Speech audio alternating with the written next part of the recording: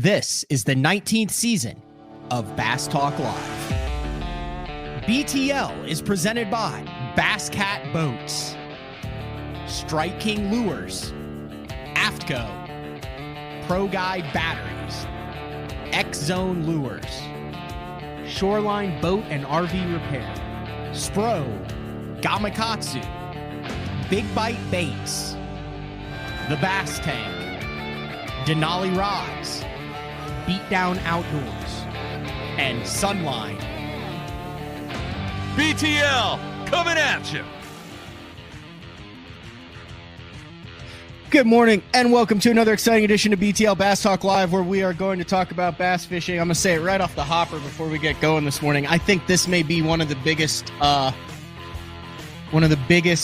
2 weeks in the 2023 season of professional bass fishing. There's a lot of stuff that went down. There's a lot of stuff that could go down. There's a lot of stuff going down. You have multiple tournaments. You have open seasons that ended. You have the U.S. Open going on Mojave.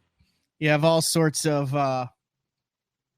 you got some MLF rumors that are floating around the social media. Imagine that, rumors on social media about bass fishing.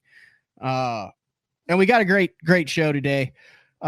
Kyle Austin is on, and he is one of the guys who is definitely in the trenches when it comes to all in on qualifying for the Bassmaster Elite Series. Really unique perspective that he's going to offer today.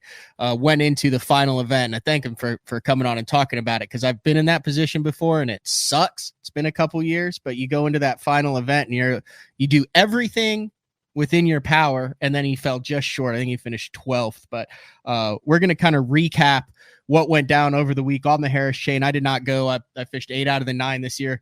As my saying is, I didn't want to chase bad money, and it would have cost me an extra $5,000 to go.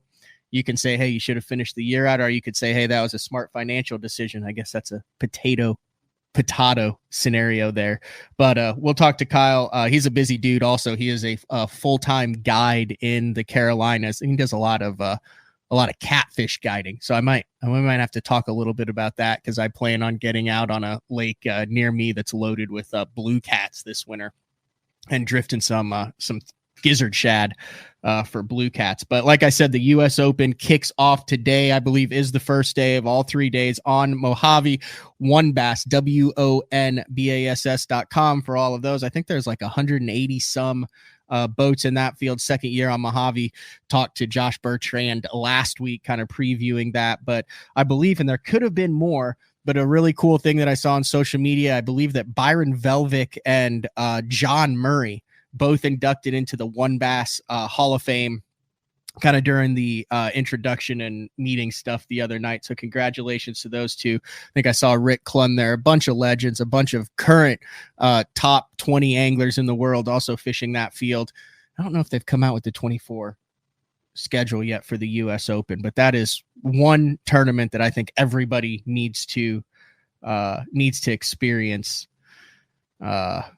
if they're a serious tournament angler. That WONBASS U.S. Open is something crazy. Also, the Bass Nation Championship kicks off this week on Lake Hartwell, another fall tournament, and Lake Hartwell quickly cementing itself, I think, as the premier top-level tournament fishing destination in the country.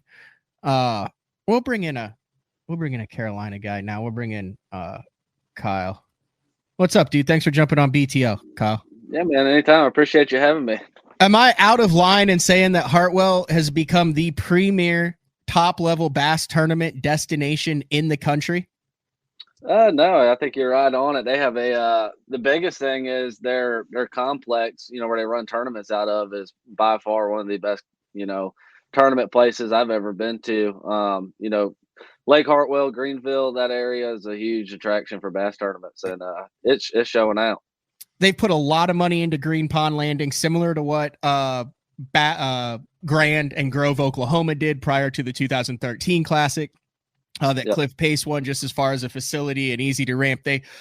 kind of jack the ramp up there to where if the Blake comes up 1.5 feet, the thing's underwater though. So that's why I give the edge to Green Pond.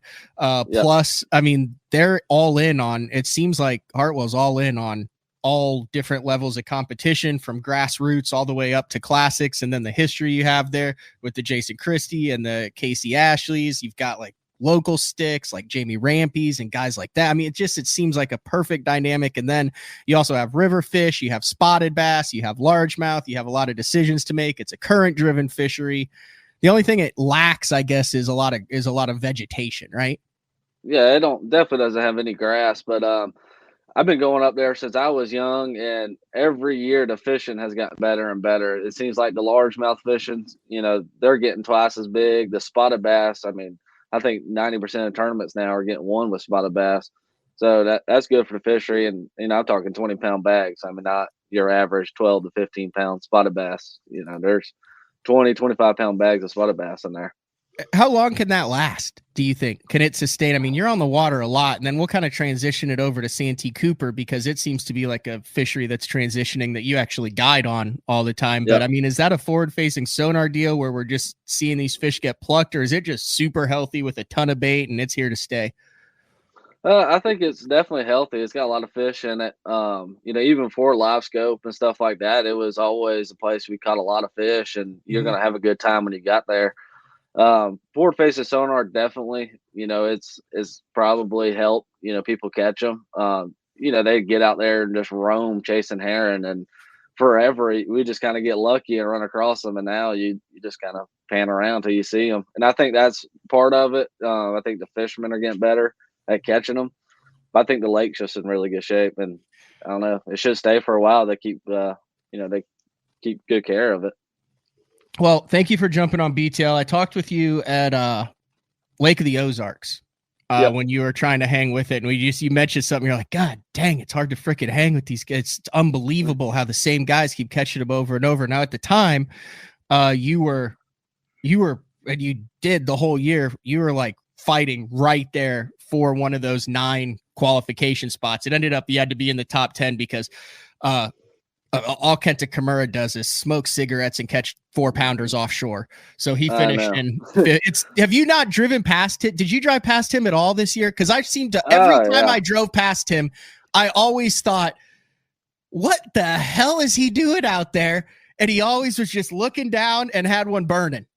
I know. Every time I pass him, be like a smoke show, and he'd come back with 18 pounds. I know. And he was always like on the edge of something that looked productive, but always like, in my opinion, kind of like out in the ethos. And my thing is, if I pass a Japanese guy, I don't fish around them, because I am not going to catch the fish they're catching. And they're always on the most obvious stuff, but I know I'm not going to catch the ones they're catching. I'm not even going to try. There was always like a group of guys, and then in the opens, because there's groups of guys everywhere, because there's 200 boats at every event, and then everything gets around. But then Kenta was always like a quarter mile on the outside, just doing like a big lap around everybody. Like it was almost like his strategy. Like those fish like get freaked out and they kind of pull off of the obvious stuff, and he just picks them out as they suspend out. And the other thing that's crazy that I've noticed I need to get him on the show. He'd be a good one to get on the show, because I've talked to him and he's got a hell of a personality. He always throws giant stuff too. Like he's always lobbing something. Have you noticed that too? Yeah, I think he's for a Japanese angler, I think he's one of the big bait power fishing ones. Every time I've seen him, he's throwing a glide bait or a massive swim bait or something. He fishes shallow a lot more than what people think too. And I think a lot of those guys fish shallower than what a lot of people think. I'll see them running the bank all the time, but they're throwing stuff that I probably don't even have in my boat. So no. So obviously the news of the week, and this is where I got sidetracked, was they took the top 10. That's the biggest news of the week. Just to be in it with 178 guys that started, had to be a pretty special feeling. I know, you talk to guys who go out on the final day of the Classic. You talk to guys who go out at final day of championships, and you fish for those 1 or 2 moments a year. Maybe you go a couple years without it, where you dump your boat in, it's dark, and this is everything. This is what it comes down to. I mean, do you remember having that feeling, dumping it in Florida? Because you have to do something right to earn the right to be in that position. Oh yeah, absolutely. I mean, I think it goes back to, I mean, Lake of the Ozarks. I kept telling myself we got 4 more days because that's what you got. You don't have 2 more tournaments. You got 4 more days. Mhm. And every day, that I catch them, I kept telling my parents and my fiance, I'd be like 3 more days, 2 more days, and we got down to 1 more day, and that's all we had to do.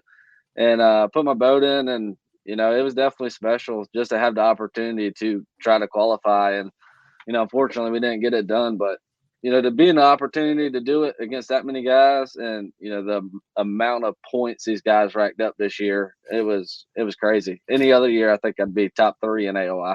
Yeah. So going into the year, you can go back. I mean, I'm a big stats guy, Kyle, and I Yep. was looking at. I took all the years that they'd done the overall.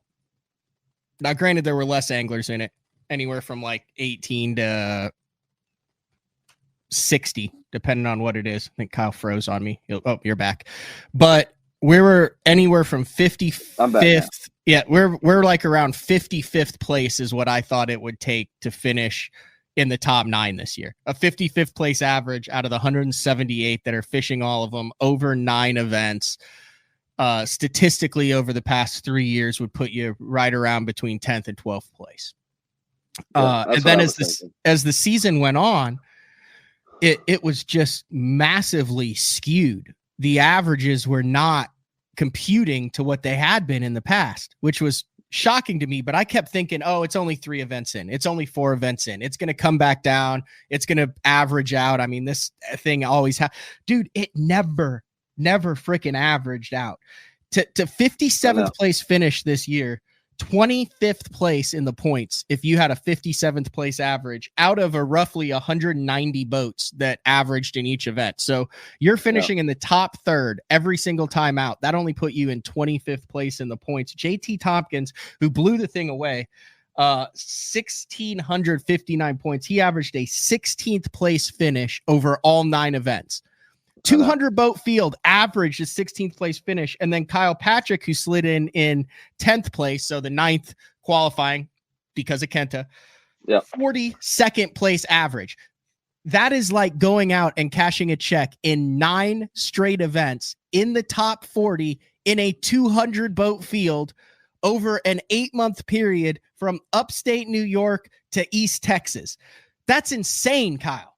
I know. It is crazy. I never in a million years thought it would be like that going into it. And I mean, every tournament I'm like, yeah, it's going to slip up. Like the average is going to, get bigger or whatnot. And it just never did. I mean, I got to Lake of the Ozarks after that tournament. I think I was averaging like a 39th place finish, and I was in 8th. And to me, I was like, I'm barely in there. Like, I have no wiggle room. Any other year you'd be kind of safe. You just show up to Florida and just kind of scoot by, and you go on with your life. It is. You had an incredibly impressive year. You cashed 5 checks, and just to show how hard it was to qualify this year, 36th, 37th, 47th, 70th, 26th, 29th, 25th, 53rd, and 87th. Yeah. I mean, the consistency there, you're actually on a streak. I'm a big numbers guy, and I kind of try to pride myself in top hundreds. And I want double digit. Obviously, you want single digit, but I'm a realist. Correct. I want double digit finishes in the opens. Those are non-bombs. Those are top half of the field. Those are typically 1 or 2 bites away from either a top 10, or you're in the top 10, or you're cashing a check. But to do that every single event this year is something that you have to be really proud of, because that means you never missed the boat. Did you have a limit every single day the entire year? Yeah, until the final day. This week, I caught 4 fish. Really? Yep. I didn't realize that. Would a 5th one have helped that much, or? I needed, I think, 3 pounds. I needed to finish like 61st, and I finished 87th. So and I actually, nobody really knows. I talked about it on stage, but in the last 10 minutes, I finally just picked up a wacky worm. It's like, all right, I'm going to go skip docks, try to catch me 2 keepers, and let's get 8 pounds and let's try. Like, let's just give it a shot. Yeah. And I caught my 4th keeper. It had like right at 7 pounds. And then I actually jumped off like a 5-pounder like 10 minutes ago up under a dock on a wacky worm. And that would have done it. This is why fishing drives me absolutely crazy. I know. And I've had moments like that all year where it's like the last 20 minutes I pull up to a boulder and catch a 6-pounder, or, just like anything. Like I just ran. I ain't skip dock today. That looks, I need more fish, and you catch a 4-pounder under it. Like stuff like that's happened all year to me, which in the past I've never happened to me. So it, and I had that bite the final day to seal the deal, and unfortunately it come off. But that's fishing. Did you do anything wrong, or nothing was it just not meant to be in the boat? You can talk about it because I'm asking about it. That's what I say to everybody on here, because the hardcore fishermen don't want to talk. What's crazy, I'm from Santee Cooper. I ain't lost one on a wacky worm in 4 years. Like, I mean, that's my bread and butter. I mean, that's what I grew up doing. And, I picked up on the dock, and he was kind of already around a piling. Mm-hmm. And so I kind of gave it that halfway hook set to try to get him to come back out. And he come right back out, and he just tail walked. It's like a 4 or 5 pounder, and my wacky worm goes flying out of his mouth. And I'm like, no. Like, that was it. And, I had time to fish like one more dock, and I just never had a bite. And I mean, I was just looking for a keeper. I wasn't even looking for a 5-pounder. I'm just like, give me 8 pounds and give me a shot. Because I was doing the math in my head all day. I went from like, I want to catch 12 pounds, like, just give me 10 pounds, And then I was like, just give me 8 pounds at this point. Because 8 pounds would have been 10 pounds a day. And I mean, that would have been kind of pretty solid. So is that a bite you wish you'd never had, or are you glad you had it to know that, like, let's just hypothesize here. Like, do you wish that you'd never even do that? Fish was under that dock. I honestly wish I never would have caught the 4-pounder out of a brush pile at like 2:00, because that one led me down the wrong path for another hour. Because I actually had 2 fish. I left Lake Apopka with 2 fish, and they were like a 12-ouncer and an 8-ouncer. Like, they were little. And so I come back like Lake Eustis. I was going to run brush piles and kind of just try to get a spark. And the first brush pile I pulled up to, I caught a 4-pounder, and I'm like, okay. So I had like 20 brush piles in a row I was going to hit, and I ran every one of them, never had another bite, and I kind of just wasted time. And I probably should have just kind of ran some canals and just try to catch a limit. But we caught that 4-pounder, and we gave it a shot. Then we had that 5-pounder in a day we should have caught, and that would have been it. But it's fishing, you're going to have days like that. And it's all meant to be. Okay, so are you this is a process, and when it's going to happen type of guy, or are you let me ask this succinctly. Are you a glass half full or a glass half empty type of angler? It's hard to say. I mean, I'm a believer that when it's your time, it's going to happen. I put the work in to do it. There's some guys that probably work harder than I do, but there's some guys, I mean, I got to come home and go to work. I come home and guide full time so I can make enough money to live where I can go back out there and fish. And, some guys don't have to do that. And I'm not taking that away from them. I think they put in a lot of work, and, they have that opportunity, they put the work in, so be it. That's good for them. But for me, I come home and go to work and have to chase a different kind of fish every once in a while. So, but I do put in the work to make it. And I really feel like I'm ready, to be on that level. It's just, how hard it is to make it in the opens. I mean, I think I travel with Sam George. I think he's just as good as any Elite Series guy out there. Yeah, he's insane. His stats are got to be the best stats for a guy that's never qualified for the Elite Series. And so I kind of look at him. I mean, dude, he's a good angler and never make it. So, like, there's guys out there, local tournaments that are great anglers that will never make it in the Elite Series. Just you get to the opens, it's completely different.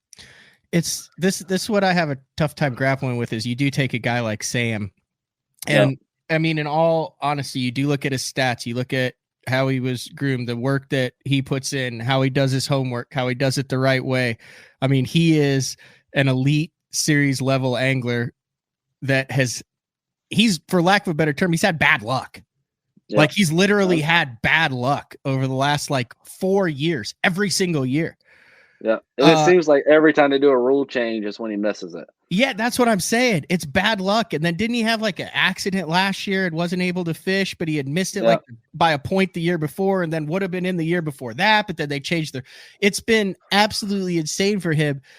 But then and not to take any, but then you have someone who comes in who's never fished before, and they just go tick, tick, tick, tick, tick, tick, tick, tick, tick, and they're on. And you're like, wait, how is this? Like, in any other professional sport, you never have like a guy that comes in and like wins a tennis tournament and he's like, dude, yeah, I just started playing tennis like 4 years ago. Like it just never happens. But in fishing, it's just seems incredibly volatile, which I guess is where the mental aspect comes in. Yeah, absolutely. Yeah, it's definitely crazy. You see, I mean, Trey McKinney's 18 years old and just went through it like it was nothing. I mean, and I've been at it for a few years, and I know you've been at it for a long time, Sam, 10 years or so. I don't even know, but it's crazy that some guys make it look super easy, and then we're over here just trying to get by. Do you think it's a talent deal? Do you think it's a mentality deal? Do you think it's what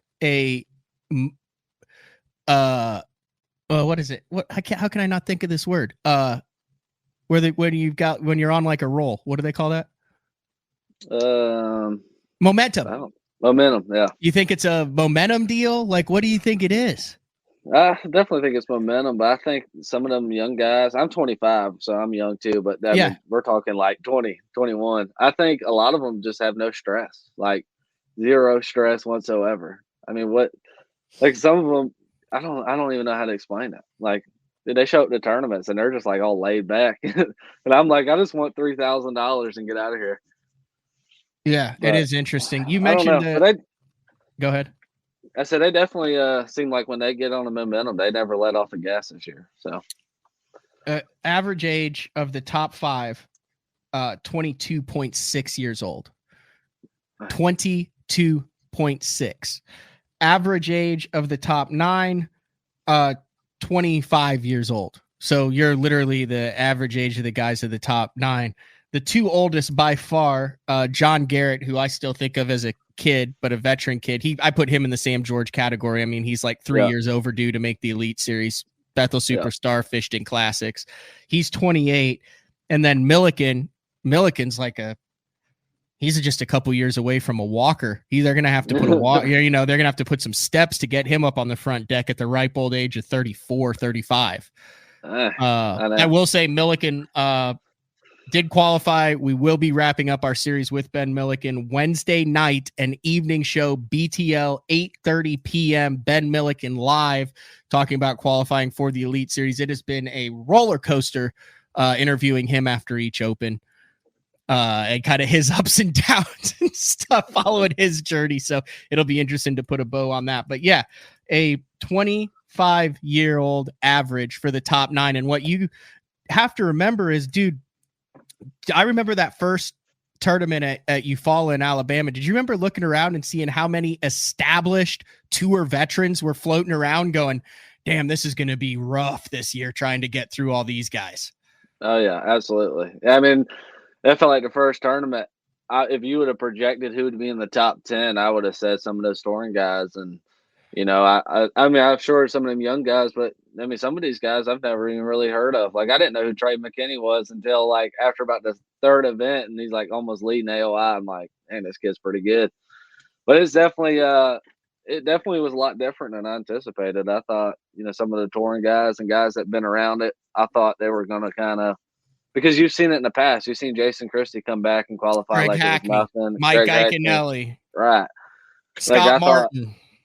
Yeah, they come back like it was, like a breeze. And I thought it was going to be, we're going to have maybe 4 or 5 of those guys do it again, but we just didn't see that. And I don't know if it's the schedule lined up, like, strengths for guys, or I think live scope plays a big part of it. I really do.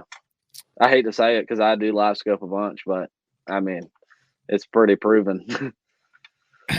If you had to do it, I mean, what percentage would you say you scoped this year? Like of all of your tournaments, probably. I mean, did you have scope specific only tournaments where you just went out and looked for random fish? Yeah, I'm more of a structure guy. Like I use it more to look for structure. I've kind of like, I made a top 10 at Smith Lake. I was fishing isolated brush and stumps and stuff, and then it was kind of like still sneaky, like nobody really did it. I was going down clay banks like with nothing and scoping around. But now, like, you could tell by the 5th day of practice, everybody's doing it, and that's the part that's changed. But I probably scoped this year for like 75% of the time. Wow! But you have to. I mean, if not, you're going to get beat by the guys that are doing it 100% of the time. I don't know Robert G. Do you know him? I do not. I don't know how much Or he is of a Wesley live Gore. scoper. I met Wesley this past weekend. But does he strike you as the scoper type, Kyle? No, like Robert G and him probably the only two They that seem old school to me. They seem like they'd go swim a jig down a bank. Like, Yeah. you know. But I think, and John Garrett's really not a scoper, but I think, like, obviously JT, I mean, that he's pretty darn good with it. I mean, I've been around him in the campgrounds and stuff. He's going to go down probably to be one of the best to ever do it. I think Really? he is that good of a fisherman. He's very smart, like fish smart. Blows my mind. Looking at electronics, he sees stuff that I don't see. But I think it all comes down to mentality. If he keep his head straight and all those guys. I mean, it all comes to what's between tournament fishing. There's good fishermen that are terrible tournament guys. I'll say this about JT, and I don't know him like as a friend. I've always been friendly with him on the water. I've talked with him. You talk about singular, obsessive dedication towards something. I think I heard somewhere he's over 300 days on the water this year. He looks at every single aspect of the opens and maximizes its potential, whether it's time on the water, whether it's spending time on a fishery before the 30 days off limits, whether it's electronics, and I'm going to throw info in there as well. So the opens is the Wild West. Yeah. In my opinion, I get guys who message me and say, "Hey, I'm a longtime listener of BTL. I live on this lake. Are you interested?" And I say, "Hell yeah." And I'll call up some guys and I'll talk to them. I got buddies who live on other lakes. I got waypoints this year. I got general areas for some guys this year. I got nothing on sub events this year. I got, hey, this is a great creek. I got, hey, here's 25 freaking weight. I mean, I get information. It's wide open in the Bassmaster Opens. But do I maximize that? Do I take advantage? Absolutely not. And when you're that obsessed and when you're that and you want to maximize it, like, I think you have a 50-50 split versus I want to show up to a lake and figure it out on my own and do the pattern versus doing all that and then maximizing whatever information you can from the top locals. And I struggle with that internally as, well, I just didn't want it enough. Like I didn't go out and do all the homework that I could have done. And even though it's not illegal, is there a right way to do it? I don't know what the right answer is into that. I mean, you don't have to dive into this topic if you think, but I mean, it's a hot topic that's going on with open anglers right now heading into the 24 season. Yeah, it definitely frustrates me a little bit just because I feel like I think the right way is to learn it on your own. Like that's just kind of how I've been because that's how I learned how to fish Santee. Like I've never really been out with a local on Santee in my life. I just kind of learned it on my own when I had a John boat with my buddy riding around banging stumps and figuring it out. And I think it's different if you call your buddy or, you have a friend that lives somewhere and, there's no rule on it. So why not, and it's different. Like if I go to, I don't know, let's just say I have a friend that lives in Florida and I just call him up. Hey man, what's the fishing like in October? I think that's different, send you general ideas. The whole thing to me is hiring guides. I don't like people that buy stuff or hire. I mean, I don't think that's right. Because you can't do it at the next level. I think it should be a feeder system. I was really surprised that there was not a rule already in place. I just assumed that there was a rule in place that you could not purchase or barter information for the opens. That exists in an FLW rule, or FLW. Right. That shows how old I am. MLF rule. Yeah. But when you go back through the Bassmaster Open Handbook, it does not. I know. There's nothing in there, and I get it. Like it's not in the rules. So, I mean, why not maximize what it is? But I don't know if it. It might not hurt nobody in the long run. I don't. I'm not going to say who does it or not because I really, I'm not 100% sure on that. But it's just frustrating to kind of, you probably get beat by those guys a lot, and that's just my take on it. So, are you cool with no information, all information, or just put a no purchasing or bartering of information or being on tournament waters with a guide? Because, dude, like for those of you who listen, this is a hot topic right now. amongst a lot of the open anglers, and with bass, there's been questionnaires that have gone out. It's very hotly discussed, at least in the circles that I am in. I don't know what you're one of the younger guys. I mean, you're the next generation, a different generation than I am. Am I the get off my lawn guy now, or? No, I think if I had to change a couple things, I mean, I would change no information once the schedule comes out, just like the Elite Series, or even 30 days, no information. Like when it's off limits, should be no information too. But I think that should change, and then I think we should limit the practice. I don't like 5 days of practice. I want like 2.5 days, just because I think that's what makes like Elite Series weight so good, is because those guys practice different than we do, because they're just trying to find an idea or a pattern and kind of roll with it. The fish aren't getting beat up. In the opens, I mean, I'll find what I think is really good on day 1 or 2 of practice, look for it on day 3 like a lot, and then by day 4 or 5 you start noticing guys that were doing other things, looking at the same stuff you found 3 days ago. And I think that's I don't know, that's just me. I think we should have 2 or 3 days of practice and no information, and let's make it as close to the Elite Series without being the Elite Series. Robert says this. He goes, last year Hallman was on Rayburn with Todd for the last tournament. He's a guide on that lake. Thoughts?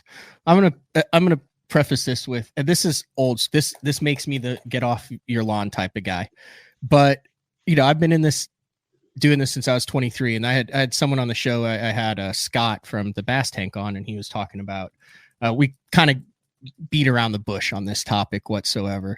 And someone commented in the comments, it was like, oh, you're like the pot calling the kettle black. You have the BTL network and you've been doing this so long. And I call it, I'm going to get in trouble for saying this. I don't give a damn. I'm saying it.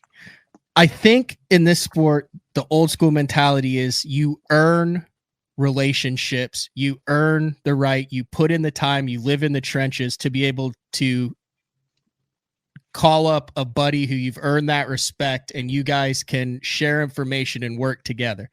It's an old school mentality of, hey, you've paid your dues, you're working towards it. You can call up. That way I could call up a guy and say, hey, what's going on here? And he could say, man, they're biting in Spring Creek.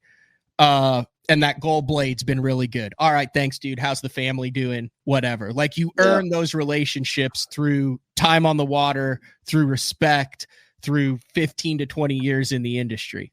And that's what I was saying. That's different. Like I think if we're going to have information, I think that's cool. But the whole like going out to strangers that you don't know and buying it and stuff like that is, I think that's, but it's not illegal. Right. So how do you? So then, how are you? You're applying your own personal value set on someone that's passing lie detector tests, isn't trying to hide anything, and isn't doing anything illegal. So if you look at it like black and white, you're getting your ass kicked by someone who has a better system. Yeah. But that's where I go back to the old school mentality, then, which is what I just described, which is what you're talking about.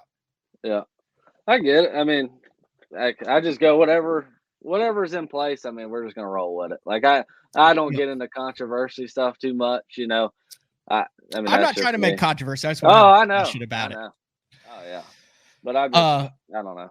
Ideally next year. I've always, when I started, I mean, everybody was like, it's all about the relationships. Like when I started fishing BFLs, I mean, older guys were told me it's about connections and relationships, and that's how you'll make it in the sport. And now I get it, with that part. And if the rules don't ever change, we're just gonna keep rolling like it is. I mean, it don't bother me one way or another. I'm gonna do my homework, the way I do it, and I feel like I can compete any way it is.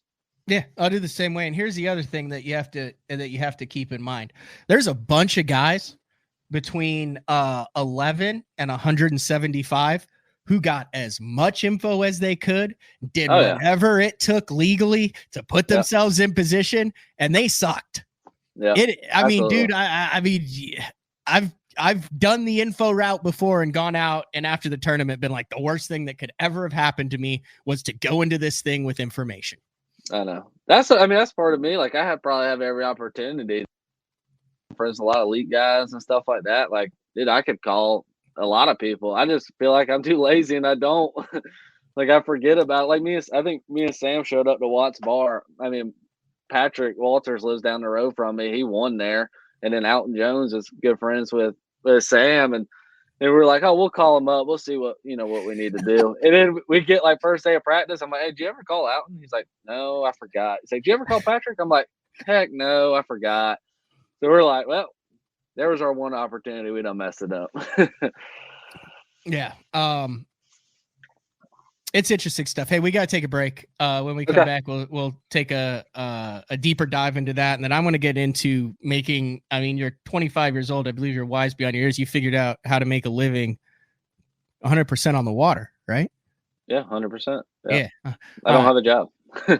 You do have a job. You have a job, but it's one of those deals where if you love your job, you don't feel like you work a day in your life. One of those scenarios. Oh yeah, absolutely. Yeah. All right. It is it's BTL on a Monday, October 16th, 2023. We'll be back right after this. The new Puma STS has been redesigned from the ground up. With the Angler design, function, and performance in mind, nothing on this new offering was compromised, and the only thing carried over from the previous version is the name. Based on the Soft Touch series hull that started with the flagship Jaguar, this new model is nimble and performs incredibly well at all speeds with either a 250 or 300 horsepower engine. Featuring a new 96-inch wide-body footprint, this hull measures out at 20 foot 7 inches in length. Industry-leading design coupled with tournament-winning performance. The Puma STS from Basscat. Feel the rush.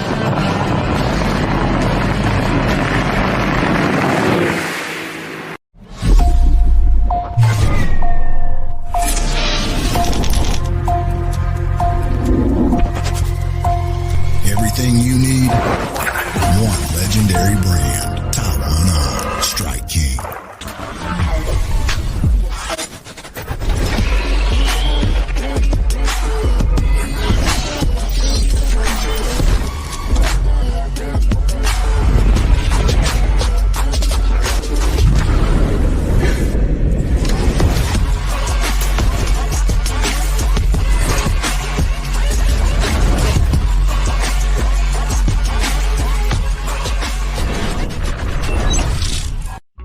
Elite Series Pro Daryl Gleason here. My Pro Guide batteries keep me going on those long tournament days and long practice days. Always plenty of juice, never fail. The best part about Pro Guide batteries, it's the people behind the company. They have over 40 years experience in the battery business, keeping all of us fishermen out on the water longer, catching more fish. Check them out at ProGuideBatteries.com. What's up, Bass Talk Live fans? Brandon Polnick here. And ever since I won a couple Bassmaster Elite Series events on X-Zone Lures, I've been getting a bunch of questions of what makes them so special and different. And really, the truth is, it's in the details. The little details, things like no cheap fillers in their plastic. That gives you more lifelike action, more realistic and vibrant colors. But don't just take my word for it. Go to www.xzonelures.com and check them out for yourself. The great thing about the new Sensation soft plastics from Big Bite Baits, heavily scented, super soft, buoyant, comes in 7 great new shapes. I've got a couple of them of my signature series, the cliffhanger worm and the ramtail craw. Great for a flipping jig, football jig, swim jig, all that. Several other great shapes. Really excited about it. We've worked over the last year, catches fish all over the country, and I think it's going to catch fish for people everywhere you try it. The Spro Little John crankbait has been around for almost 15 years, and it is one of my go-to crankbaits whenever I need a fish in the boat, so you can never have enough new colors. That's why Spro's coming out with a handful of new colors, including Pearl Shad, which has this bleached out white look, but it's got this pearlescent, really, really pretty. We've got Copper Shad, which looks amazing in the water. It's got that purple flake on the back, really, really pops in the water. And then if you want some real pop, we've got Sparkle Shad, nothing but sparkles all over this thing. And then last but not least, we've got the matte Sexy Shad, just a really different looking color for a crankbait. So you want to give them a little different look, that matte Sexy Shad is definitely the one to go with. All these colors are available in the original Little John and the MD.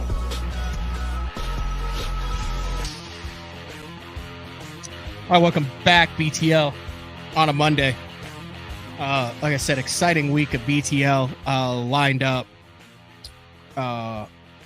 Wednesday night. Ben Milliken 8:30, and then we're actually flipping days, folks. Day 4 on day 3, Frank Scalish will be on at 8:30 a.m.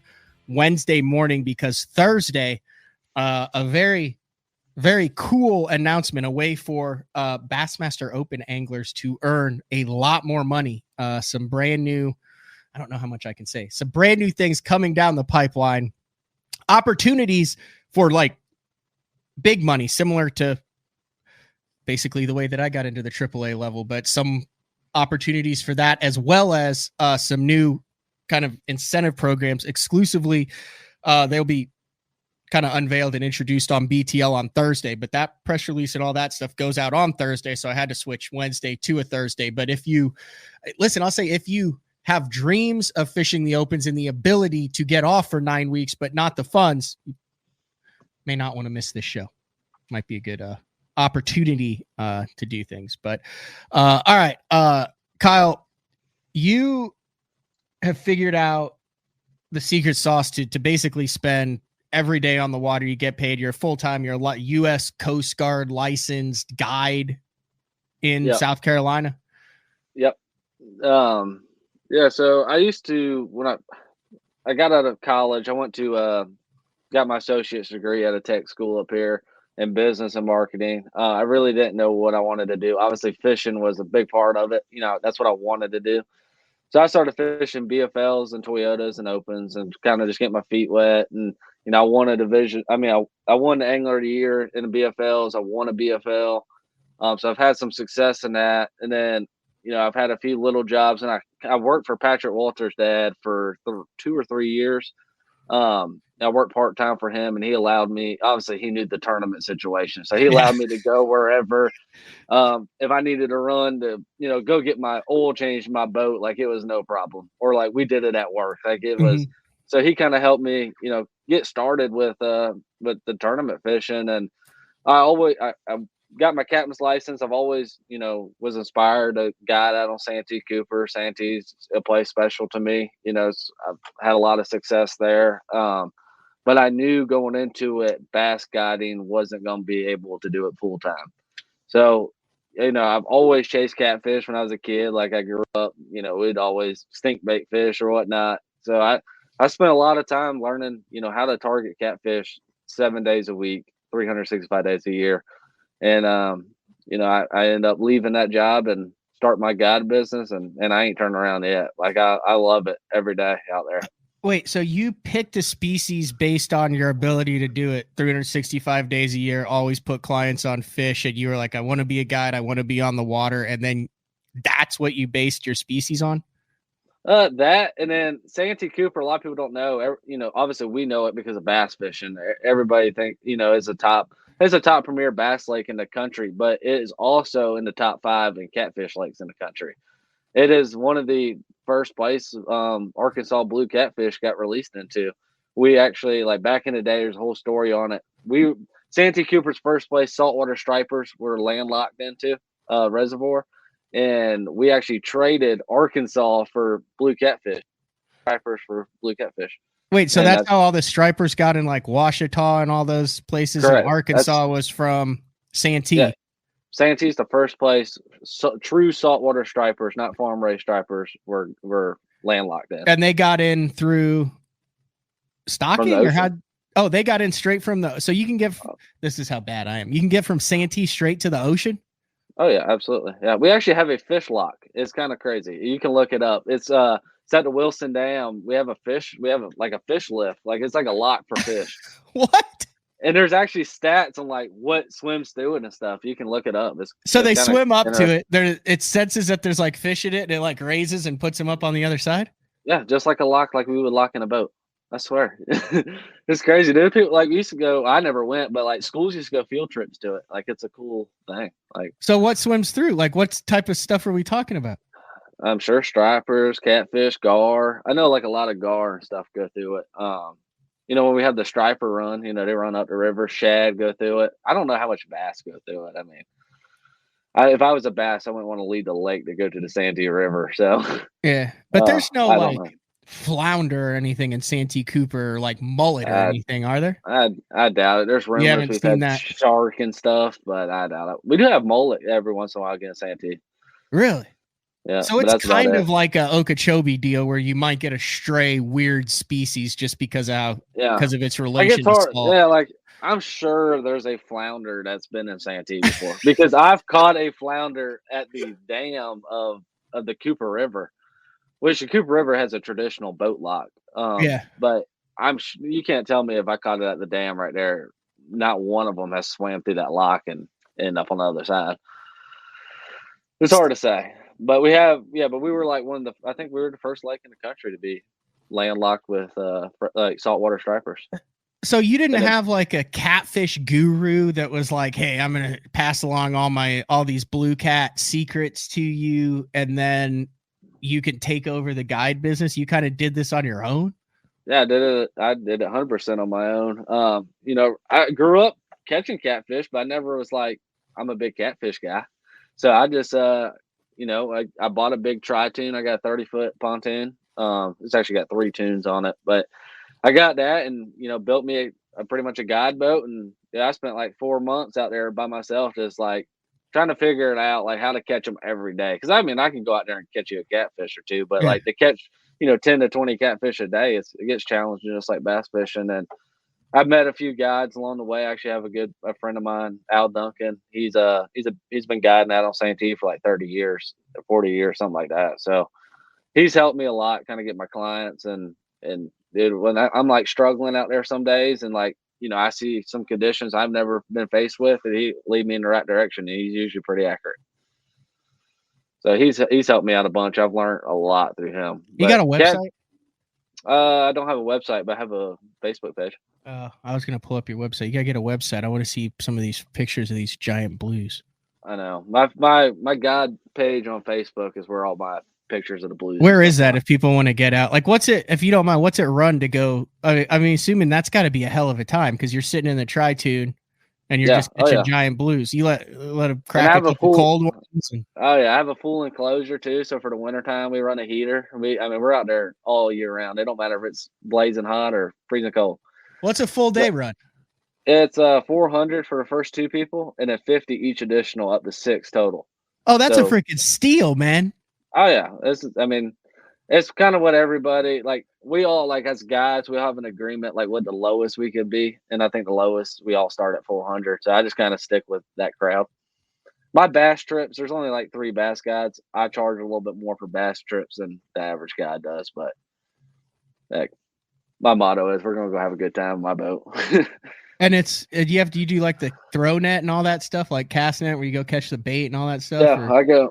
Yeah, most of the time I catch bait unless they're biting on herring really good. Then I'll go buy herring because it's hard to catch it in Santee. We do have herring. It is technically a herring lake, but it's really? You know, fun fact. But we don't have like, you know, the amount of herring. It's more like you know, like they say Kerr Lake was a herring lake, but you never really seen herring. Kind of like that. Yeah, I was like, where? I think I might have seen like one school of them. I showed up there with some bills, 37 pencil poppers. I mean, I was ready to roll, and we get there, and I'm like, this is not a herring lake. Dude, I talked to some dude. I won't even say his name. I talked to someone at that. I'll say who it is. I talked to Chad Pipkins. Yeah, he was throwing frickin' topwaters without hooks to herring eaters, like having 30 or 40 flush it a day during practice, like big giant. He's like, oh yeah, the herring were like skipping and they were just like kaboom and they were all, and I'm like, wait, you're kidding, right? And he's like, no, I thought I was going to have like 18 a day on herring fish. I was like, at Kerr, like we're on Bugs Island, right? And he's like, oh yeah. That's how it gets won. I got some friends, you know, from here that fish there a bunch, and that's usually how it gets won. Just chasing herring fish. But then I look like, I never saw one. I never did either. I said, the heck with this. We'll go fish up. We'll go flip bushes. So you show up, you get in the boat, and you drift. Are you a drifter, or you put it's like Carolina rig 'em, right? Yeah, pretty much. Like if you ever heard of like catfishing, some people have heard of the Santee Cooper rig. I mean, that's where, you know, drift fishing's kind of originated from Santee, catching the blue catfish. So we do a lot of drift fishing, but in the summertime we do a lot of anchor fishing. And in the wintertime we do a lot of stump jumping where I tie up to stumps out in the dead forest. So I kind of mix it up, but I do like drift fishing. Drift fishing is 90% of the time when you're fishing with me. What's the biggest one you think you've ever tangled with? Because they get over 100 pounds, don't they?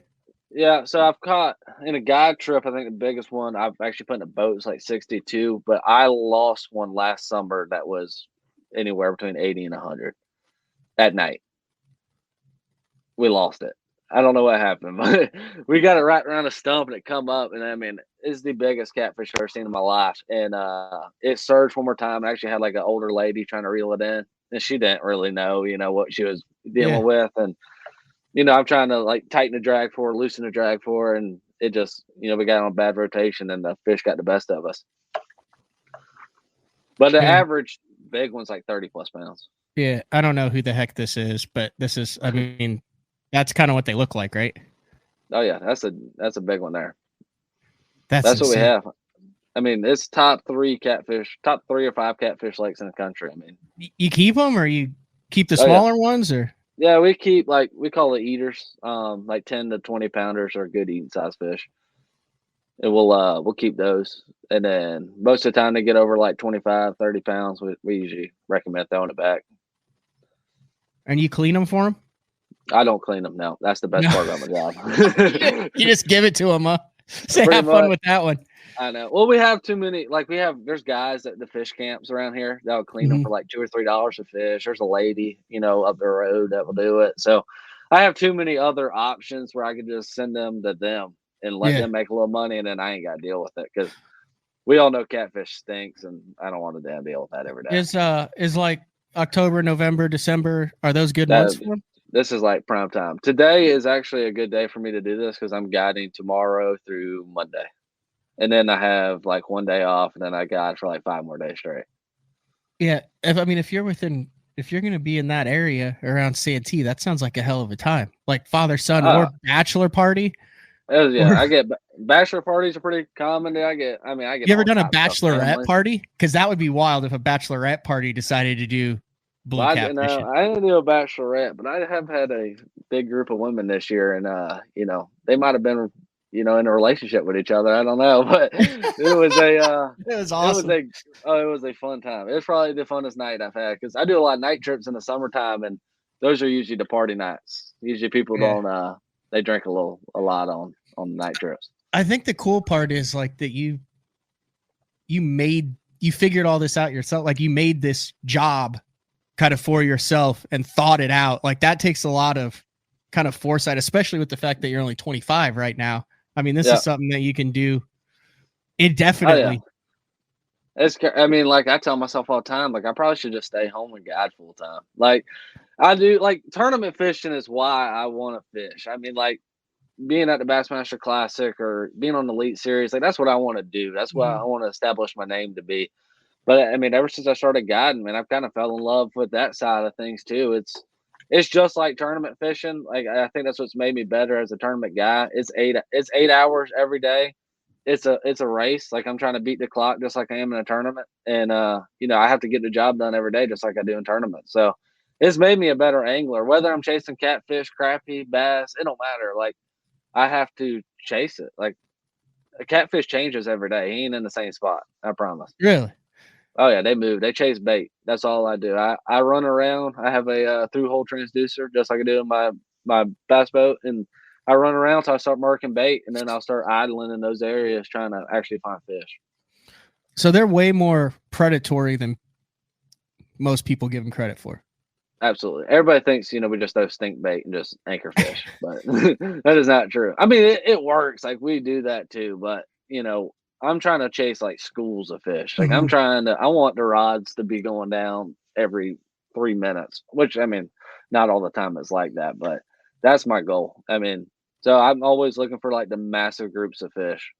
It's like trying to find Tennessee River schools, I mean, you want to find, like if you're going out there fun fishing, bass fishing, you'd rather go probably like 90% of bass guys rather go catch 100 that weigh 2 pounds compared to one that weighs 10. But that's me. I mean, a lot of bass guys are like that. So I want to set the hook, and I want, like my clients, I just want them to be busy. I want them to reel in fish. You pretty much booked up then? I mean, it's a vibe. You got enough people in that area that are all about it. Yeah, so like my first couple of years, the winter time would always slow down for me, and that is the best time to fish. I mean, the winter time, I mean, that's the best time to catch catfish. And this year, it seems like I'm gonna be a little bit busier because I've kind of gained like my clientele. I got return customers now. I got people that come with me 4 times a month. So I kind of got my own clients now, and we're definitely gonna be a lot busier this year with it. So we're kind of booked up because I'm actually getting married in November, and then I'm going on a honeymoon. Congratulations. I appreciate it. And then I'm going on a honeymoon, so I got this month, and then pretty much I won't start guiding again until December. And then the opens start in February. Then back to back, basically. Yeah. Are you in the opens as long as it takes? You're going to do it. You're dialed in. If it's 5 years, you're in it for 5. If it's next year, you're in it for next year. I think so. Yeah. It's hard to say. Like after you get done, like what just happened to me 2 days ago, after you felt like you've done everything you could for 9 tournaments and it come up short, man, it's hard to hit the reset button and like, man, we got to do it again. Like we have to get back up there and have the same kind of tournaments again. But I think I'm gonna do it. Like I want to make it that bad. So, and I don't know. It feels like it's the same guys every year that's really close, and then like the next year they make it, and then like that group that was right behind them, it seems like they kind of trickle in. Mm-hmm. And you got some guys Milliken who came out of nowhere. Oh, I'll try it. You got Milliken. Yeah. Boom, qualified. I know. In 21, when I was in 6, I was pretty devastated after the last event of the year. Like I was after that grand event, like it was hard for me to bounce back. And I had a bunch of guys, just because of having covered this for so long, I had a bunch of guys who were top level guys in the sport that are like, dude, you're doing it right. Just keep your head up. There's a reason why this happened. And I was like, no, there's not a freaking reason. I don't know if I'm ever going to get this close again. I did everything I freaking could. Didn't do it. Like I was down. And it's weird how stuff does work out, because then that like right after that is when Jeffries walked in and he's like, hey man, I'm retiring. Like the show's yours. And before that I was, co-hosting BTL. And then I ended up like buying a house. And then is when I understood the importance of multiple revenue streams. The tournament, that's where just one aspect. So it actually, like, I would have loved to have qualified then, but like I would never have been like, oh yeah, I'll take it over. I'll dive in. I'll put the studio in my house. Like I'm so glad that things worked out the way they did right now. And I didn't even realize it at the time.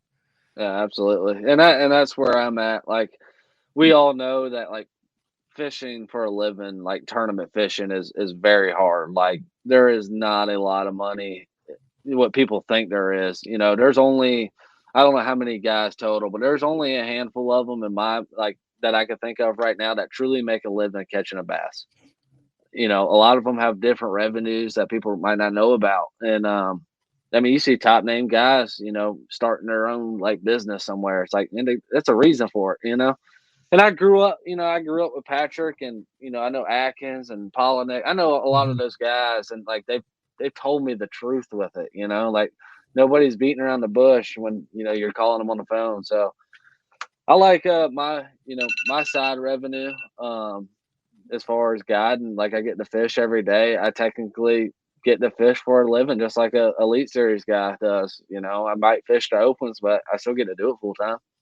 And I think that's where I'm at with it. And, we're trying to build a house and all that. So making money. You got a lot going on for a 25-year-old. I was just like graduating college, and I was like, hell yeah, I get to do a podcast and follow the Elite Series around. You got like big boy stuff going on. I know. It's getting real. We're getting married. I mean, it's like 20-something days away. And she is pestering me with, I got a whole to-do list right here on my calendar that I'm working on. What do you, like, what is that? Like, what all do you have on your to-do list? Because I mean, dude, I'm 39 right now, and I've not crossed that bridge yet. It's just little things at this point. And we got to we don't have wedding bands. We got to do marriage counseling on Wednesday. Apparently we got to bury some bourbon because it's good luck. I don't even know. We got all types of stuff going on around here. Before I let you go, I do You do have a really good sponsor lineup and a lot of people who support you. Talk a little bit about kind of putting that together and some of the companies that have been behind you for the last number of years in the Opens. Yeah, so my family, we're in the construction business. That's what my parents, they own a construction business. My granddaddy started it, and so we've always grew up we always have a lot of connections, like local companies and stuff. So if you look at the side of my boat wrap, it looks like a construction company. I got Banks Construction, Sanders Construction, all these other like just random companies to people, but they are local guys that now are like huge fans of the sport. Like to me, Banks Construction is probably not going to make money off of Kyle Long. Okay. But they love the fact that they can turn on Fox Sports on a Saturday and watch their logo on the TV. And they think that is the coolest thing. They're a very successful construction company. They don't need a guy with a bass. Like the first year he actually gave me money. He told me that he didn't want to be on the side of my boat because he didn't want softball teams and t-ball teams calling him. And then after actually Sanders is their biggest competitor, and they're both on the side of my boat. I put Sanders on the side of the boat, and he's like, "Oh, to hell with that! I want to be on the side of it next year." That's awesome. He said, "I'll give you $5,000 more. You make my logo a little bit bigger than his." It was like a little inner competition, and like I said, they just love to watch. They support me. They want me to kind of to get there, and it's all because my dad and my granddaddy. My granddad was a pretty famous guy around home. A lot of people knew him. It was the longest funeral I've ever been to when he passed away, and so my family kind of having that name around home is why I'm successful and got the good sponsors. And then I got some industry sponsors. Falcon Boats has been with me since I fished BFLs. Me and my dad bought a Falcon from a dealership, and I kind of tore it up because I'm a little rough on a boat on Santee, and took it to the plant. And ever since then, I've been friends with them, and they kind of hooked me up with a little boat deal going on, and it just other Fitzgerald rods. Like I met him at the Forest Cup in 2017 when Atkins won. Like a lot of people just trusted me, when they were a smaller company, and I was a nobody, and I'm still a nobody in my book. I've kind of made a name in the Opens and stuff like that, but I've had a lot of support since I started. My parents have been, big support, and it's all working out to, where I wanted to be. If you told me 5 years ago I'd be where I'm at right now on BTL talking to you, I mean, it's all you can ask for. Oh, yeah, it's just everybody's dream come true, isn't it? It is, man. I guess I'll see you in. I want to go out and and blue catfish. I actually got Cooper Gallant coming on the 29th. I just got him on my calendar. Is he going to do the whole video series and all that? Yeah. So it's funny. All right. Before we end this, so on my guide business, if you ever go on my Facebook page, just go check it out after this. Yep. But it's Kyle Lawson Guide Service, Santee Cooper Lakes. I actually do bass trips, catfish trips, and I do frog hunting trips, which is my most popular seller in the summertime. And Cooper Gallant came and caught bullfrogs. It's on YouTube. On his little road trip deal when he came to Charleston, we caught like a trillion bullfrogs, and he wants to come back and catch catfish.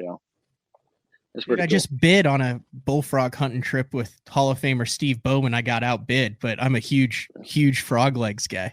Oh yeah. We got we go down here on the Cooper River, which I probably shouldn't say on here, but we go on the Cooper River, and you got to have a mud boat to do it. And I got one. I got a Gator Trax, and I take people out there and we catch them with our bare hands. That's a good time. That sounds, dude. You have it figured out, man. Like you do fun stuff. That's, I'll just say there's got to be less stress catfishing than bass fishing. Yeah, I couldn't. If I had a bass guide full time, I'd have gray hairs and I'd probably be retired by now. Just because Santee bass fishing, you'll learn next year. Like you don't come here to catch 100 fish. Like it is very target related, skipping worms under trees or fishing brush piles, stuff like that. And it's a hard place to like get people's attention. Mm-hmm. People want to come to Santee, catch 10 pounders and stuff. And that's what I try to take people to do. But I don't like bass guide. It's not my favorite. Because if you find the catfish, you catch them. Like it's not like it doesn't require skill to reel them in. Yeah, I could be around the mother load of bass, and just because my client might not have the same talent as the client before that, we might not have as good of a day, and it's frustrating. It's hard to advertise that. So I wanted to do something different. I wanted bass fishing to be my thing. When I go on the road, that's my thing. When I go fishing, I go bass fishing. And so catfishing is my job, and bass fishing is kind of my free time. I've gotten to spend some time on the Cooper with my buddy Dave Rush, who works for OBT. Will actually be on the show on Thursday as part of this announcement. But that is such a weird fishery. It's weird. So bizarre to figure out because it's like don't you have like is it the rice fields? There's rice fields, yeah. And then you've got current, but then you've also got like hardcover and grass and tides and crabs and all sorts of weird ass bait and fish. I know it's crazy is people, they always put me in. I always get interviewed every time I go to a tidal water fishery because I grew up around the Cooper River, and I'm the worst tidal water guy you'll ever meet. Like I get it at home, but like the difference between the James River and like Potomac and stuff like that at home is their fresh water is so much massive. Like our fresh water, we probably only got as a crow flies like 12 miles of fresh water. So like the James River, I mean, you got like 80 miles of fresh water. Yeah. But so it's a lot different. So, the Cooper River, I could break it down pretty fast. Those other places when they kick my butt, which I did make a top 10 at Chesapeake last year, but that was my first one on a tidal water fishery. Now Dave hooked something and he's like, it like ran him and broke off. And he was like kind of looked where we were. And he's like, yeah, that was something from the ocean. I'm not worried about it. like, what was it? He's like, I don't know, but it wasn't anything we wanted. There's all sorts of weird stuff when you start going. Yeah, it's pretty cool. It's kind of like Venice. You can catch a bass and a redfish into the same stretch. Like it's pretty cool. We do that all the time. Get some shark that go up there too. Oh yeah, we got all types of stuff. I mean, like I've caught a 6-pound bass in that cast catch a flounder. I mean, yeah, it's kind of a cool place. But it's gotten a lot tougher the last 2 years here. It's been really tough. I think we had a bad saltwater intrusion and something's messed it up. And then you also have like weeknight tournaments that have like 80 boats in them, don't you? Yeah, we have probably one of the best Thursday nighters as far as contingency money goes. Me and my buddy actually won I think we won one. Anyway, we walked out there like $14,000 on a Thursday night. On a Thursday nighter for 3 hours of fishing. Yeah, because we won like the side pot, big fish, first place, and we got $7,000 striking gold money. That's wild. For a Thursday nighter. That's more. That's like third place in an open, Kyle.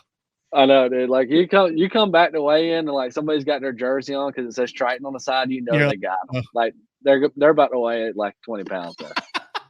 That's awesome. I wish we had that. We're fishing for $60, crane for a night. I know it's crazy. Is I don't even like messing with the crowd anymore, and I don't have a boat that pays like that. So I just go up to the swamp and fish their little Thursday nighters, and like you win about $100, and you're like, heck yeah, we're good. We're gonna eat McDonald's tonight. Well, anything else you want to get in here before I let you go? Like I said, I greatly appreciate it. I know you're just coming back. You got to be mentally drained, emotionally, physically drained, getting ready, getting married, getting back on the guidance. So for you to spend a morning with BTL, much appreciated. Man, it's all good. I'm just taking my boat wrap off and getting some stuff kind of done out the way. And we're going to start guiding again tomorrow. And I appreciate you having us. And I hope next year is going to be good for both of us. Heck yeah. If you want to get on some giant blue cats this winter, enclosed tri-tune, $400 a day. That's a freaking steal. Kyle Austin fishing on YouTube or on Facebook. Yep, that's my bass stuff. And then Kyle Lawson Guide Service, Santee Cooper Lakes is my guide page. All right. I'll let you go, man. I greatly appreciate it. I appreciate it. Thank you, buddy. All right, see you. All right, that is Kyle Lawson. Yeah, he's got it going on, and at 25 years old, he's part of that.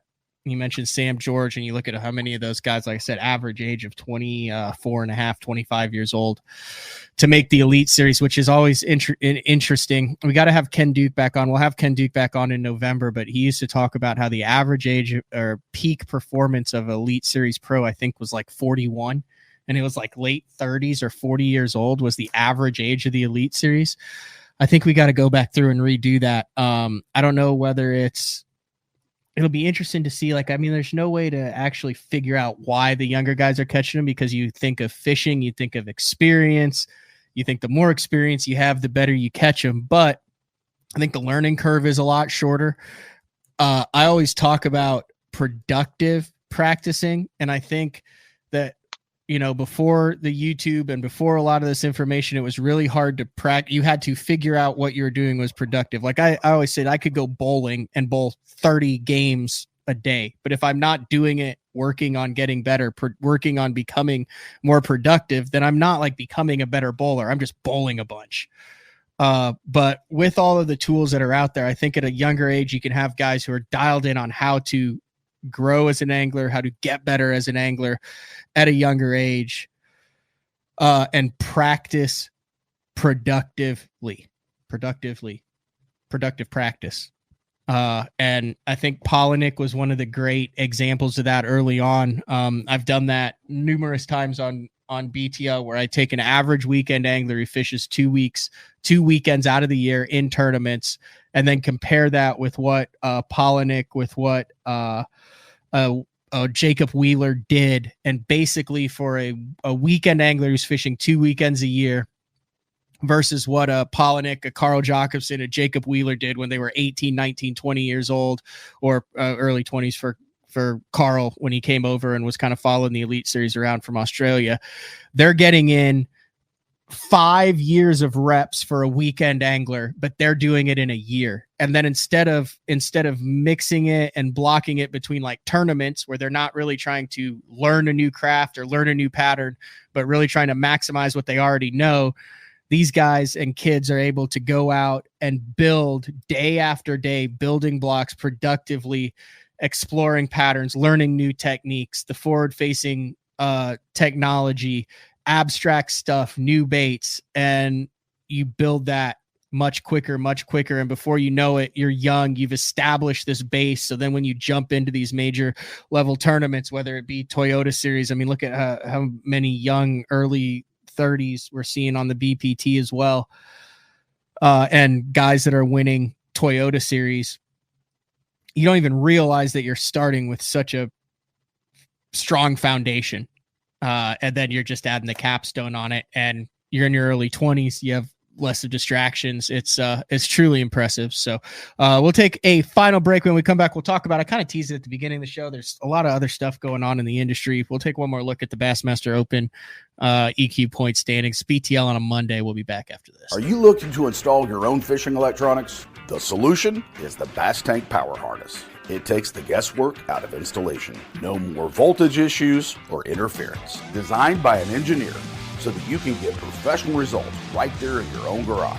Installation done right with the help of the Bass Tank Power Harness. You can feel confident knowing that your installation was done right. The Bass Tank Power Harness. Give us a call or order yours today at thebasstank.com. Get the best patterns backed by tournament data. Start by finding the best 10% of your lake. Know exactly what to look for and what to throw. After that, just put them in the boat.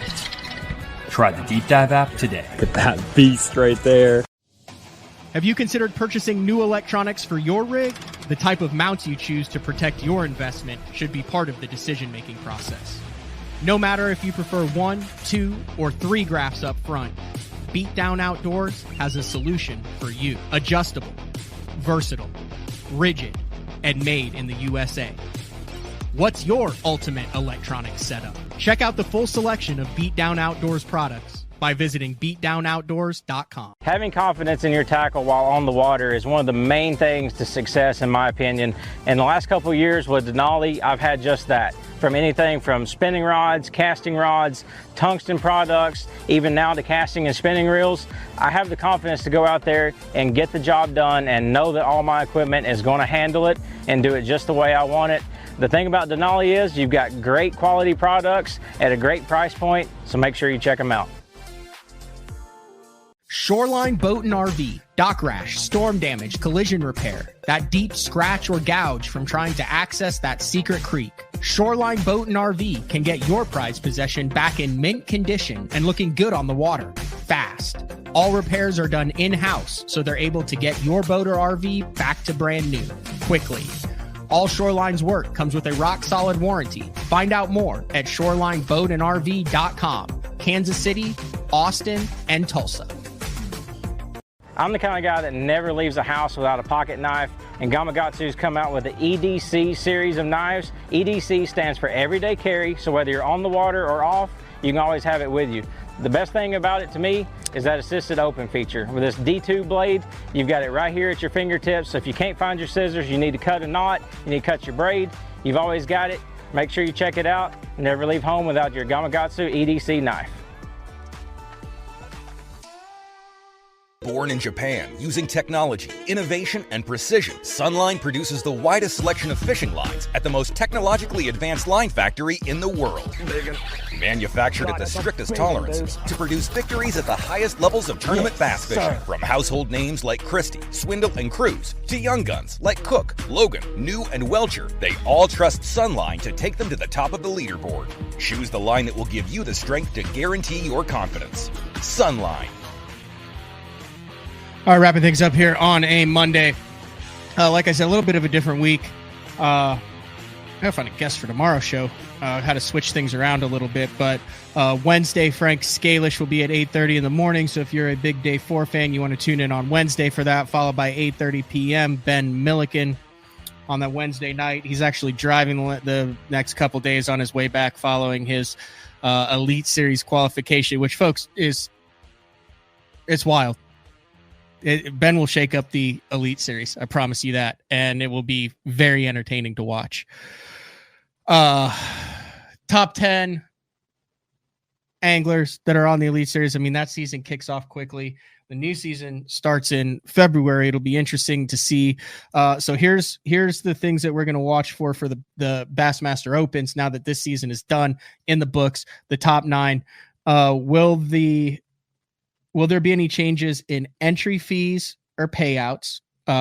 Possible increased entry fee, increased payout? Will they stay with the top 40? Will it go down to be a percentage of the field? Will there be a change in number of days of practice? Currently, it was 5. And this is all stuff that Bass has changed recently. I give Bass a lot of credit for listening to the anglers as far as fishing all 9 as opposed to all 3, to keeping the win and you're in for the classic for the 3 divisions, to actually changing it to a 5-day off limits. I mean, there's a lot of stuff that's changed. This is all fluid things that are changing. So this is not like a rip. I'm just saying these are things to kind of keep in mind headed forward to practice. It'll be interesting to see if we go to a shorter practice. Now, that doesn't really behoove Bass to go to a shorter practice because they want to be able to go to the cities and say, hey, we have X number of anglers that are coming in for X number of days. And then if you say, hey, practice doesn't start until Monday, it's just Monday, Tuesday, and half a Wednesday, which is what an Elite Series practice is, but you're bringing in a lot more anglers. That's hundreds and hundreds of nights of hotels that, I mean, like if I'm doing it, I'm not going to get in until a Sunday night then for a Monday. Well, now I'm getting it on a Friday night. So that's an extra for all of Friday, all of Saturday, all of Sunday that I'm buying gas, that I'm spending food, that I'm eating. So I'm going to save a lot of money. But the cities, I mean, you're talking a 6 to 7 figure difference every single event as far as what guys are spending on that fishery, all the social media posts that come with it, the impact. So I understand why they like the longer practice on the water. Strictly, I think a shorter practice would be better, but that's something to keep in mind. And then if any of the qualification stuff is going to change, if they're going to throw like maybe the first place angler in each division gets a spot in the Elite Series. It'll be interesting to see that. Okay, over on the MLF side, I think there's going to be some stuff that goes down this week on MLF. I don't know. Good. I think maybe just some tweaks, some changes. We have the anglers who are fishing the BPT next year. As of now, we've seen a lot of changing that's going on with the Invitational Series over the last 5 years. It's been called 3 different things. The qualification structure has changed, the payout structure has changed, and the entry fees have changed. So it will be interesting to see what takes place with MLF over this week as far as the future. I think there's a good chance that we're going to have a better idea of what the BPT field, the qualifying process, and kind of where MLF sits right now, kind of in the pantheon of professional fishing by the end of this week. And then we'll also have 3 more one more Elite Series and 3 more Bassmaster Classic qualifiers with the Bass Nation Championship going on Hartwell. I haven't really mentioned it. I want to pull the standings back up, but Opens EQ. I feel for the guy. Bobby Lane went into Florida, first man out, 23 points. If anybody can bounce back, though, it's Bobby Lane. A long road to get back. So I would assume after finishing 11th that the beast, Big Fish, Bobby Lane is going to be back in the Opens next year. Like I said, Sam Georgian 16th, Nania finished in 18th. One of the things you are seeing, I see Trevor McKinney there in 20th, John Garrett in second. You're seeing anglers who excelled at the high, especially with Trey McKinney. Anglers, Logan Parks, there's another one. Anglers who excelled at the collegiate and high school level, excelling at the AAA and professional level. And you're being able to, I guess for lack of a better term, earmark some of these anglers who have been consistently successful against massive high school and college fields. You're seeing that success translate through the Opens, which is interesting because then it becomes easier to build a brand. It becomes easier to target who your superstars are going to be and who's going to qualify. So that's another thing that I saw there, obviously with with John Garrett, with Logan Parks, the $1 Million Man as half of that team, with, Trevor McKinney. There's a bunch of guys on that. I would be interested in seeing how many guys actually ended up out of the 178 that started. How many of the guys actually ended up fishing all 9 of them? I did not fish all 9. I know that some guys dropped out, but there were a bunch of guys that did fish all 9 too. So that was kind of a recap there. I want to give a big shout out to Kyle Austin. I had to suck coming on, 2 days after. But dude, he'll be there. He'll be right back in it next year, fighting for an Elite Series spot. So, all right, that's all we got for today. Tomorrow, we'll be back with another live show, 8:30 a.m. Central Time. It's BTL. Until then, later.